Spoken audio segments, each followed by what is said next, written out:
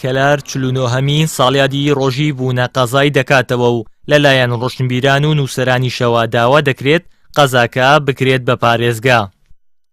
28 شوباتی ئەم ساڵ 49 ساڵ تێبەر دەبێت بەسەر بڕیاری گۆڕینی ناو و پێگەی کەلار لە گوندێکی بچووکەوە بۆ بە قەزاکردنی بۆ ئەو مەبەستە لەلایەن ئیداری گەرمیان و قایمقامەتی کەلارەوە بە ئەنجامدانی فیستیڤاڵ و چەندین چالەکی جۆرا و جۆر یادی ڕۆژی کەلار دەکرێتەوە.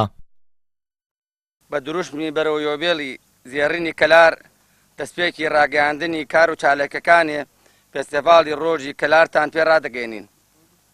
ئەمڕۆ جیاواز لە ساڵانی تر دەستپێکی فێستیڤاڵ بۆ ماوەی 2 ڕۆژ لەسەر قڵای شێروانەوە ڕادەگەێنین. ئومێدەوارین جێگای ڕەزامەندی هەموو لایەک بێت. وتەبێژی فیستیڤاڵی ڕۆژی کەلار ئاماژە بۆ چالەکیەکانی ئەو 2 ڕۆژە دەکات و دەشڵێت هەوڵ دەدرێت ئەم یادە ببێتە دەرفەتێک بۆ زیاتر خزمەتکردنی ناوچەکە و قەزای کەلار بە تایبەت. یادی بە قەزابوونی کەلار دەکرێتەوە کە لە ساڵی 1970 بە مرسومیکی کۆماری و کاتە لە زمانی ئەحمەد حەسەن بەکردا لە 28 شوباتدا کەلار بووە بە قەزا.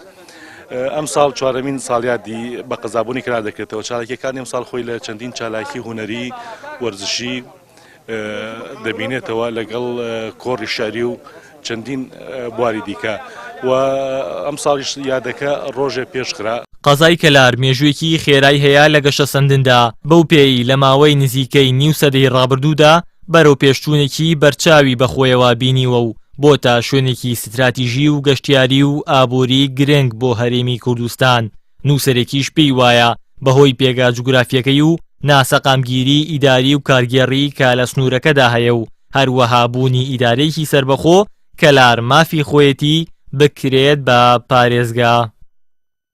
کەلار لە ئێستادا شارێکی گەورەی باشووری کوردستانە، هەروەهاوکات لە ئاستی عێراقشا شارێکی گەورە، شارێکی دیار، بزاوتێکی جۆرا و جۆر لە کۆی کایەکاندا. ئەم شارە لە ساڵی لە 28 شوباتی 1970 بە پێی مەرسومی کۆماری ژمارە 137 بووە بە قەزا.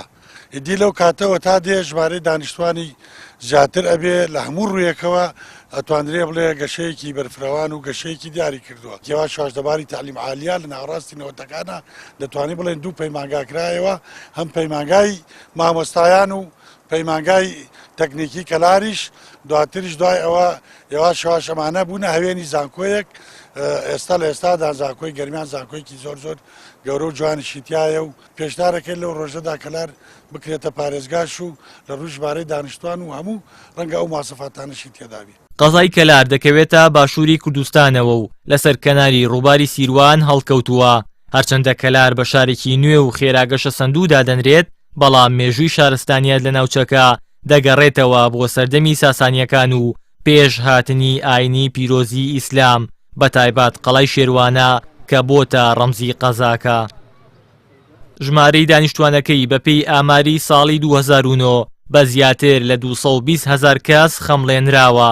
مێژووی دروستبوونیشی دەگەڕێتەوە بۆ گوندی کەلار کە ئێستا یەکێکە لە گەڕەکەکانی قەزاکە و هەر ئەو گوندەش بووە بناغەی دامەزراندنی ئەم شارە و ناوەکەشی هەر بە ناوی ئەو گوندەوە ناونراوە.